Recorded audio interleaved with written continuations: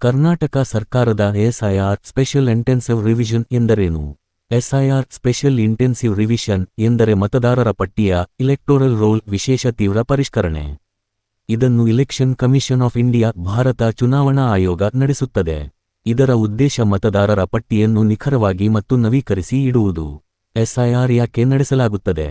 ಮತದಾರರ ಪಟ್ಟಿಯಲ್ಲಿರುವ ತಪ್ಪುಗಳನ್ನು ಸರಿಪಡಿಸಲು, ಮೃತಪಟ್ಟವರ ಹೆಸರುಗಳನ್ನು ತೆಗೆದುಹಾಕಲು, ಬೇರೆ ಊರಿಗೆ ಅಥವಾ ರಾಜ್ಯಕ್ಕೆ ಸ್ಥಳಾಂತರವಾದವರ ಹೆಸರುಗಳನ್ನು ತೆಗೆದುಹಾಕಲು, ಒಂದೇ ವ್ಯಕ್ತಿಯ ಹೆಸರು 2 ಅಥವಾ ಹೆಚ್ಚು ಕಡೆ ಇದ್ದರೆ ಅದನ್ನು ತೆಗೆದುಹಾಕಲು, 18 ವರ್ಷ ಪೂರ್ಣಗೊಂಡ ಹೊಸ ಮತದಾರರನ್ನು ಪಟ್ಟಿಗೆ ಸೇರಿಸಲು, ಹೆಸರು, ವಿಳಾಸ, ವಯಸ್ಸು ಮುಂತಾದ ವಿವರಗಳಲ್ಲಿ ಇರುವ ದೋಷಗಳನ್ನು ಸರಿಪಡಿಸಲು.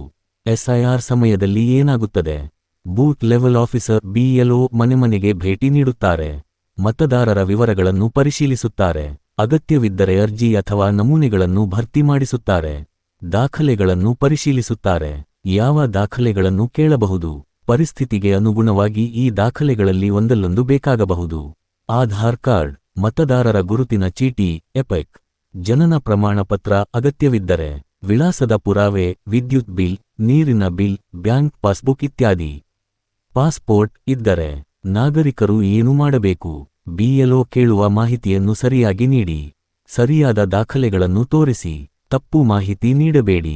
ನಿಮ್ಮ ಹೆಸರು ಮತದಾರರ ಪಟ್ಟಿಯಲ್ಲಿದೆಯೇ ಎಂದು ಪರಿಶೀಲಿಸಿ. ಯಾವುದೇ ದೋಷ ಕಂಡುಬಂದರೆ ತಕ್ಷಣ ತಿದ್ದುಪಡಿಗೆ ಅರ್ಜಿ ಸಲ್ಲಿಸಿ.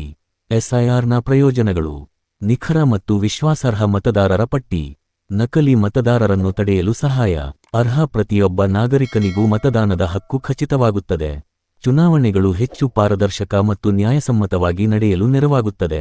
ಗಮನಿಸಬೇಕಾದ ವಿಷಯ: ಎಸ್ಐಆರ್ ಎನ್ನುವುದು ಪೌರತ್ವವನ್ನು ಸಿಟಿಜನ್ಶಿಪ್ ನಿರ್ಧರಿಸುವ ಪ್ರಕ್ರಿಯೆಯಲ್ಲ.